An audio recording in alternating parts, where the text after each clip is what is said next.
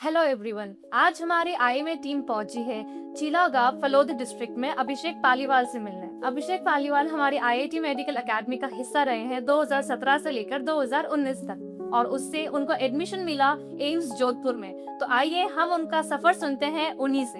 Hello Abhishek, how are you? नमस्ते ma'am, बढ़िया। नमस्ते। मुझे सबसे पहले तुम्हारा ऑनेस्ट रिएक्शन चाहिए जब तुम्हें मालूम चला कि तुम्हें एम्स जोधपुर मिल रहा है। पहली बार भरोसा नहीं हुआ था कि एम्स जोधपुर मिल जाएगा। इतनी हाई एक्सपेक्टेशन नहीं थी उस टाइम पे। मतलब सोच रहे थे कि एसएन मिल जाएगा, जोधपुर में बैठे रहेंगे। आपने डॉक्टर बनने का फर्स्ट टाइम सपना कब देखा था या मोटिवेशन कब मिला कि आपको साइंस बायो लेना है? 10th के बाद में जैसे गांव में होता है कि 10th में साइंस बायो में मार्क्स अच्छे हैं, साइंस में मार्क्स अच्छे हैं तो आप मैथ्स ले लो या फिर साइंस बायो ले लो। आपके गांव में और भी डॉक्टर्स हैं? भी तो नहीं है, पर हम मेरे साथ में काफ़ी कर रहे हैं। एक तरफ से आप कह सकते हैं कि इस गांव के डॉक्टर्स का जो पहला बैच होगा उनमें से एक आप हैं। Very nice. तो उसके अलावा जैसे आपने प्रिपरेशन स्टार्ट किया, कोचिंग हंट करना स्टार्ट किया, तब आपने किस बेसिस पर कोचिंग्स को आपने चूज किया? 10th के बाद में जब कोचिंग ढूंढने की बारी आई तो पहले तो हम ऐसे कि हमें जोधपुर में रहना है, तो जोधपुर में अच्छी कोचिंग्स ढूंढनी है, तो इसके लिए आसपास पूछा हमने। नोन पर्सन के through I got admitted into IIT medical academy. तो जब आप कोचिंग फर्स्ट टाइम आए थे, आपको वहां आकर कैसा लगा था घर से दूर? क्योंकि स्टार्टिंग से अब तक परिवार के साथ में रह रहा था, हम अचानक से हॉस्टल में शिफ्ट हुआ, तो स्टार्टिंग के 3-4 महीने तो काफ़ी ज़्यादा एंक्शस था मैं। एक तो ऐसा हो रहा है कि आप नए इन्वायरमेंट में हो, आपका नए स्टूडेंट्स के साथ में इंटरेक्शन हो रहा है, ऊपर से हर 15-1 महीने में टेस्ट हो रहा है और उसमें भी आपके रिजल्ट्स अच्छे नहीं आ रहे हैं। तो स्टार्टिंग का 15-20 दिन 1-2 महीना ऐसा था कि बस टॉलरेट कर रहे हैं, सर्वाइव करने की कोशिश कर रहे हैं। 10th के बाद में जब आप 11th में आए, हमने जो उस वक्त साइंस पढ़ी होती है, फिजिक्स, केमिस्ट्री, बायोलॉजी, वो काफ़ी डिफरेंट लेवल पर उसका इंक्रीज हो जाता है लेवल ऑफ स्टडीज। तो उसको आपने कैसे मैनेज किया, कैसे कोप अप किया? तो समझने के लिए थोड़ा सा तो जोर लगता है, पर वही है कि एक तो गाइडेंस अच्छा हो, समझाने वाला अच्छा हो, और उसके बाद में आप एफर्ट लगा रहे हो। तो ये दोनों चीज़ें मिलके टाइम के साथ में 11-12 2 साल है, 2 साल के अंदर आप कवर कर सकते हो। तो आपको ऐसा कौन सा पॉइंट लगा जब आपको लगा कि मेरा सिलेक्शन तो हो जाएगा? एंड तक नहीं लगा था। एंड तक नहीं लगा था? एंड तक ऐसे था कि अभी भी सिलेबस पूरा नहीं हुआ है, अभी भी बहुत कुछ पढ़ना बाकी है। तो आपने कॉन्फिडेंस कब फील किया कि कॉन्फिडेंस के साथ में यस, मैं जो प्रिपरेशन कर रहा हूँ वो सही ट्रैक पर जा रही है? मतलब ऐसा था कि लास्ट के 3-4 महीने में जो टेस्ट दे रहा था उसमें स्कोर्स ठीक है आ रहे थे मेरे, 590 to 650 तक ऐसा रेंज में चल रहा था, और जो लास्ट टेस्ट दिया था उसमें 668 थे उस टाइम पे। तो उस टाइम लग रहा था कि इतने तो आ ही जाएंगे, कॉलेज तो मिल ही जाएगा। सबसे पहले उस वक्त 11th में जब आप आए तो आपको तीनों सब्जेक्ट्स में सबसे टफेस्ट कौन सा लगा और आपने उसको कैसे मैनेज किया? तो ऐसा लग रहा था कि फिजिक्स तो ठीक ठाक आ रही है, इंटरेस्टिंग चैप्टर्स है, केमिस्ट्री नहीं हो रही मेरे से। बायो तो फिर भी रट लेंगे, पढ़ लेंगे, समझ लेंगे, पर केमिस्ट्री उस टाइम हार्ड लग रही थी। आपके अकॉर्डिंग स्टूडेंट को घर पर रहकर पढ़ाई करनी चाहिए या फिर हॉस्टल में रहकर? डिपेंड करता है। अगर स्टूडेंट स्टार्टिंग से सेल्फ डिपेंडेंट स्टूडेंट है, खुद को मैनेज कर सकता है, तो हॉस्टल ज़्यादा अच्छा इन्वायरमेंट है, क्योंकि एक तो आपके पास में एक स्टडी मेट है, आपका रूममेट, जो सेम चीज़ प्रिपेयर कर रहा है, सेम क्लास में है, और दूसरा आपके पास में एक प्रॉपर लाइब्रेरी है हॉस्टल के अंदर जहाँ पे आप बैठ सकते हो। स्पेशली एक्स्ट्रा क्लासेस लगती है कि ये टॉपिक्स है, इसकी हम बोर्ड लगा हुआ वहाँ पे लाइब्रेरी के अंदर, तो क्लासेस होती है, समझाते हैं ये टॉपिक है, ये ऐसे पढ़ा रहे हैं, और उसके बाद में डाउट सेशन भी वहीं पे लेते थे। तो अभिषेक, तुम्हारे अकॉर्डिंग जो बच्चे हॉस्टल में रहते हैं उनका टाइम शेड्यूल बेटर रहता है या फिर जो घर पे बच्चे होते हैं उनका? हॉस्टल इज़ बेटर अगर अपन टाइम शेड्यूल की बात करें। टाइम शेड्यूल ऐसे कि हॉस्टल में एक टाइम है कि जहाँ पे जब आपको उठना है आप उठोगे, उसके बाद कोचिंग का टाइम है, कोचिंग जाके वापस आओगे, और उसके बाद में एक रेस्ट का टाइम ले लिया, उसके बाद आप पढ़ोगे। तो ऐसा है कि एक चीज़ रूटीन जो चल रहा है हॉस्टल में ज़्यादा सही रहेगा। अगर आप घर पे रह रहे हो तो एक तो है कि घर का जो आसपास का माहौल है चाहते हुए ना चाहते हुए आपको डिस्टर्ब करेगा। दूसरा, घर के अंदर बहुत सारे काम होते हैं जो इमोशनली जैसे कि आपसे रिलेटेड है और नहीं है, फिर भी आपकी पढ़ाई को डिस्टर्ब करेंगे। तो हॉस्टल इज़ बेटर। पढ़ाई करने का तरीका सबका अलग अलग होता है। मेरे को मॉर्निंग पसंद है, रात को मैं नहीं जग सकता लंबे टाइम तक, और कि बहुत सारे लोग होते हैं जिनको रात को शांति पसंद है, कि दिन भर बहुत सारा शोर शराबा होता है, मैं दिन में सोऊंगा, रात को पढ़ूंगा। तो अभिषेक, इसके अंदर जो आपका शेड्यूल था, इसमें आपका डेली रूटीन कैसा रहता था? कोचिंग के टाइम हमारी मॉर्निंग क्लासेस थी 8 to 1, तो मॉर्निंग क्लासेस में जो मॉर्निंग में तो ज़्यादा नहीं पढ़ पा रहे हम, मॉर्निंग में उठ रहे हैं, रेडी हो रहे हैं, नाश्ता कर रहे हैं, कोचिंग वापस आ रहे हैं, लंच कर रहे हैं, रेस्ट कर रहे हैं। मतलब 4 बजे तक हम पूरा फ्री हो जाते हैं कि हमारा सारा काम कोचिंग का सारा हो गया। फिर 4 बजे से अपन बैठ सकते हैं, पढ़ाई शुरू कर रहे हैं।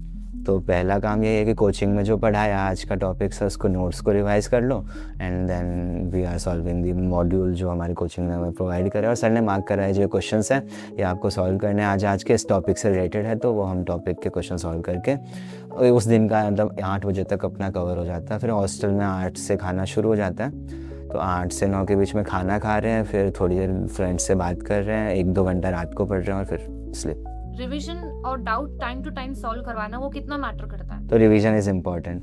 दूसरा है कि डाउट, मतलब ऐसा तो है नहीं कि आप जो भी टॉपिक पढ़ रहे हो उसमें कुछ ना कुछ चीज़ पे डाउट आएगा। फॉर एग्जांपल आप एनसीईआरटी का एक पैराग्राफ ही पढ़ रहे हो, उसमें 4 से 5 लाइन आपको एक पैराग्राफ के अंदर ऐसी मिलेगी जो आपको समझ में नहीं आ रही, और अभी आपने पढ़ी, आज या कल के अंदर आपने उसके डाउट्स को क्लियर नहीं करा तो वो रह जाएंगे, वो दे विल पेंडिंग पड़े रहेंगे। वो डाउट्स क्लियर नहीं करोगे तो वो छूट गया।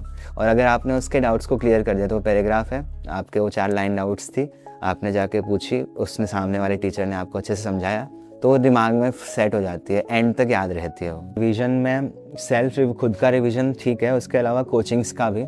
ऐसे अपनी कोचिंग में हमारे रिवीजन क्लासेस है कि आपने खुद से एक बार पढ़ा, टीचर ने एक बार पढ़ाया, आप नहीं समझ पाए तो revision class will help you to understand the thing. जो डाउट्स आ रहे हैं क्लास खत्म हुई उसके बाद में निकलते टाइम अलग से आपको टाइम निकाल के नहीं आना, निकलते टाइम जो फैकल्टी आपको डाउट से आप रुक जाओ। आप रेगुलर टेस्ट देते थे? तो टेस्ट देते देते 2-3 साल जो मैंने टेस्ट दिए कोचिंग्स के, तो एक बात समझ में आई कि टेस्ट मतलब ऐसा है कि आपने प्रिपरेशन करी, उसके बाद में वो आपको एनालाइज कर रहा है, आपकी जो 1 महीने की प्रिपरेशन है उसको वो पूरा एनालाइज कर रहा है।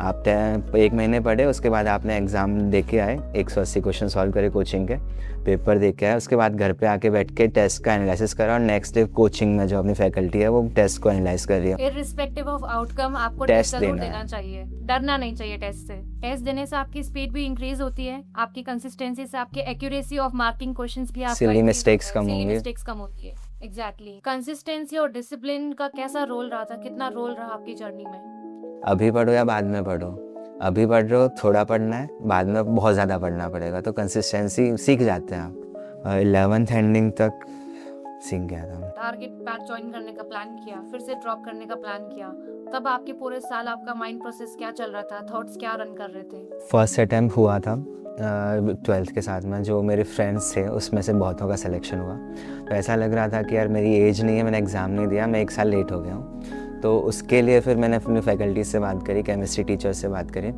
उनसे पूछा कि सर अभी मैं क्या करूं, तो उन्होंने कहा कि हाँ तो वापस नया नेक्स्ट बैच ज्वाइन कर सकता है, नेक्स्ट बैच में अपन तो वापस से पढ़ाई स्टार्ट करते हैं और कंबाइन करते हैं, 11th-12th को कंबाइन करके अपन पढ़ाई करेंगे तो हो जाएगा, फर्स्ट अटैम्प्ट में तेरा हो जाएगा, तो स्टार्टिंग से अच्छा पढ़ रहा है, फर्स्ट अटैम्प्ट में तेरा हो जाएगा। तो उन्होंने मोटिवेट करा, उन्होंने कहा कि एकदम अच्छी लाइन पे है तेरा, 570 marks is not that bad, next attempt में थोड़ा सा अच्छा इसको रिफाइन कर और तू कर सकता है। मुझे अभिषेक अब तुम मेन एग्जाम डे के बारे में कुछ बताओ, वो दिन कैसा रहा तुम्हारे लिए? पहले हम गए थे वहाँ पे, सेंटर देख के आए थे कि ये हमारा सेंटर है, यहाँ पे हमारा एग्ज़ाम होने वाला है, और लिटरली मैं अंदर तक जाके आया था कि ऐसे ऐसे अंदर जाना है, यहाँ पे इन रूम्स में एग्ज़ाम होने वाला है, तो मॉक प्रिपरेशन अंदर जाके देख के भी आए थे। उसके बाद में नेक्स्ट डे जब एग्ज़ाम होने वाला था तो ऐसा होता है कि बहुत कुछ पढ़ना बाकी है, ये भी पढ़ना है वो भी पढ़ना है, तो यहाँ पे घर वालों ने बोला भाई किताबें बंद कर दे, एग्ज़ाम में कुछ नहीं होने वाला। तो मॉर्निंग 2 to 5 का एग्ज़ाम था, मॉर्निंग 8 बजे घर से हम यहाँ से निकल गए थे, तो 8 से पूरे टाइम पे ऐसे आराम से बैठा हूँ, किताबें साथ में कुछ नहीं लेके आया, admit card and pen and bottle, वो 3 चीज़ें लेके बस मैं बैठा हूँ ऐसे मौन होके कि जो चल रहा है दिमाग में वो रिवाइज़ कर रहा हूँ मैं, बाकी उस एग्ज़ाम डे पे मैं कुछ और नहीं पढ़ रहा, रिलैक्स होकर एग्ज़ाम दे के आना है। तो यहाँ पे वापस एग्ज़ाम्स देने के बाद में जैसे एग्ज़ाम्स हुआ, हमने खुद ने एनालिसिस करा, नंबर आए, तो वो फिर हमें केमिस्ट्री फैकल्टी जो है उन्होंने मैसेज करके पूछा कि बेटा कितने मार्क्स आ रहे हैं तेरे, तो उनको मैंने पहले तो बताया, उन्होंने बोला सही बता ढंग से देख के बता, तो फिर उन्होंने कहा काफ़ी अच्छे मार्क्स है, 686 है, तो तेरे को अच्छा कॉलेज मिल जाएगा। तो फिर ये बात हमने फिर आगे मैनेजमेंट को भी कन्वे करी, कि हाँ सर को बताया, तो उन्होंने भी कहा काफ़ी अच्छा रिजल्ट है, वी विल सी क्या होगा। देन आपका जो डी डे था, जब आपका रिजल्ट आया, तब आपका रिएक्शन कैसा रहा आपका मार्क्स देखकर? रिज़ल्ट के टाइम अच्छा सा कोइंसिडेंस हुआ था हमारे यहाँ पे। मेरा रिज़ल्ट आया उसी टाइम मेरी मदर का रिज़ल्ट आया था, सेम डे पे। मेरा 686 में अच्छी 595 का रैंक आ रहा है। मेरे को लग रहा है मेरे को बढ़िया कॉलेज मिलेगा। मेरा नीट का रिज़ल्ट आ रहा है, मदर का रीट का रिज़ल्ट आ रहा है एंड दोनों का सिलेक्शन हो रहा है। तो फैमिली में ऐसे कि बहुत खुशी का माहौल था कि हाँ डबल धमाका हो रहा है। तो फिर नेक्स्ट डे रिज़ल्ट के 2-3 दिन बाद हम कोचिंग गए, सर से मिले, सर हमसे मिले, कॉन्ग्रेचुलेट करा एंड आगे बढ़ा। और हमें मतलब और उस टाइम ये भी था कि काउंसलिंग स्टार्ट होने वाली है, अब काउंसलिंग शुरू होने वाली है। तो उसके बाद में काउंसलिंग के बारे में बताया कि भाई तू ये कॉलेजेस ले सकता है, ये कॉलेजेस तेरे को इस मार्क्स पे मिल जाएंगे, दिल्ली भी मिल जाएगा, जोधपुर भी मिल जाएगा। तो उसमें तेरे को क्या चॉइसेस फिल करनी है, क्या कैरियर को करना है, वो भी उन्होंने मेरे को समझाया था। अच्छा अभिषेक, मुझे तुम्हारी जर्नी सुनकर बहुत अच्छा लगा, Yes, इंस्पायरिंग भी है और मुझे बहुत ही प्राउड फील भी हो रहा है कि मेरे सामने एक स्टूडेंट बैठा है जिसका सिलेक्शन एम्स जोधपुर में हो रखा है एंड आपने आईएमए के अंदर ज्वाइन किया, वहाँ से रिजल्ट पाया। आई होप कि आने वाले जो स्टूडेंट्स हैं, जो एस्पिरेंट्स हैं, उनको भी आपकी स्टोरी सुनकर इंस्पिरेशन मिले एंड उनको गाइडेंस मिले। जब आपका वो ये वीडियो देखे तो उनको लगे कि स्ट्रैटेजी कैसे होती है पढ़ने की, किस तरह हमें चीज़ें फॉलो करनी चाहिए। आपने काफ़ी अपना एक्सपीरियंस शेयर किया। आई होप ये सब उनके लिए भी यूज़फुल रहे। तो अब मैं आपके पेरेंट्स से भी बात करना चाहूँगी। अभिषेक, लेट्स कॉल देम। नमस्ते सर। नमस्ते मैम। नमस्ते। आपको कैसा लग रहा है? अभिषेक अब डॉक्टर बनने वाला है, इसको एम्स जोधपुर मिला था, तो वो आपकी एक कैसी फीलिंग थी जिस दिन आपको मालूम चला कि इसका कॉलेज जो है वो एम्स जोधपुर है? वंडरफुल फीलिंग थी हमारे परिवार में, और हमारे पिताजी ही चाहते थे कि हमारा पोता डॉक्टर बने, तो इसने ये सपना साकार किया हमारा। और उसमें भी एम्स मिला तो हमें ऐसा लगा कि घर के पास, हमारे पास रहकर वो एमबीबीएस पूरी कर लेगा। बिल्कुल बिल्कुल। तो अभिषेक एज अ स्टूडेंट कैसा रहा? बचपन से पढ़ाई में कैसा था अभिषेक? अभिषेक बचपन से पढ़ाई में एवरेज स्टूडेंट था, लेकिन 10th के बाद इसने अपना पढ़ाई के प्रति ऐसा समर्पण दिया कि 10th इसने फलोदी से की। फिर 10th में अच्छे परसेंटेज बनने के बाद मैंने सोचा इसको 11th और 12th डॉक्टर बनाने के लिए कुछ अच्छा करें। तो इसके लिए मैंने सर्च किया, मेरे कुछ मित्रों से बात की, तो उन्होंने आईएमए जोधपुर सजेस्ट किया। तो मैंने वहाँ जो इनके व्यवस्थापक है उनसे बात की, तो उन्होंने अच्छी तरह से मेरे को समझाया और फिर 11th में इसका एडमिशन मैंने जोधपुर आईएमए में करवाया। आपको कोचिंग की जो सुविधाएं थी, वहाँ का जो मैनेजमेंट था, वो आपको कैसा लगा? सराहनीय था, उनका व्यवहार अच्छा था, हॉस्टल अच्छा था और बच्चे के प्रति उनका स्नेह बहुत अच्छा था। अभिषेक का फाइनली रिजल्ट आया था, जिस दिन इसका स्कोर आए और काउंसलिंग में जब इसको कॉलेज मिला, वो दिन आप लोगों के लिए कैसा रहा था? बहुत अच्छा रहा था, अविस्मरणीय दिन था जो हम भूल नहीं सकते। आईएमए का योगदान रहा उसको भी, वो एक बहुत बड़ी जगह रखता है हमारे बेटे की लाइफ में, हमारी लाइफ में, क्योंकि वो हमारी लाइफ का एक लाइफ चेंजिंग पल था जब इसका। भाई 10th तक तो ये एवरेज स्टूडेंट था, 10th इसने फलोदी से की, फिर आगे के गेम चेंजर सारा आईएमए जोधपुर है। Thank you sir, thank you ma'am. आपने इतना अच्छा बताया कि गेम चेंजिंग वाला जो मूवमेंट था इसका, जो लाइफ चेंजिंग मूवमेंट रहा, वो आप इंस्टीट्यूट के लिए बता रहे हैं। हाँ जी। पर मेहनत बच्चे की भी होती बच्चे ने अपनी मेहनत की है। 11th 12th में इसने वहाँ कोई इंस्टीट्यूट में पढ़ा है, बाद में कोविड आ गया, कोविड में इसने अपने आप को एकांत में बंद कर दिया। ठीक है, इसको खाना के बोलते, खाना खा ले बेटा, खाना भी नहीं खाता, टीवी भी नहीं देखता, कभी कभार नीचे आता, बिल्कुल रूम में बैठ के, और 10-12 घंटे तो कंटिन्यू उसकी पढ़ाई चलती रहती थी। कॉन्फिडेंस था मेरे को, इस पे पूरा कॉन्फिडेंस था, ये सीट निकाल लेगा, अच्छी रैंक से निकालेगा। फर्स्ट अटैम्प्ट में इसने 570 लिए थे, और दूसरी मैंने इसको बोला था मैं कि तू चिंता मत कर, अब की बार 100 नंबर भी ज़्यादा आ जाएंगे तो तेरी रैंक बन जाएगी। तो उसने ये करके दिखाया। बिल्कुल। आपको कैसा लगता है जब आपके फैमिली वाले पूछते हैं कि आपका बेटा क्या कर रहा है? प्राउड फील हो रहा है, गर्व तो होता ही है हमें। हमारी फैमिली में ये पहला डॉक्टर है, मैं तो फार्मासिस्ट हूँ। ठीक है, मेरा सपना था कि मेरा बच्चा डॉक्टर बने।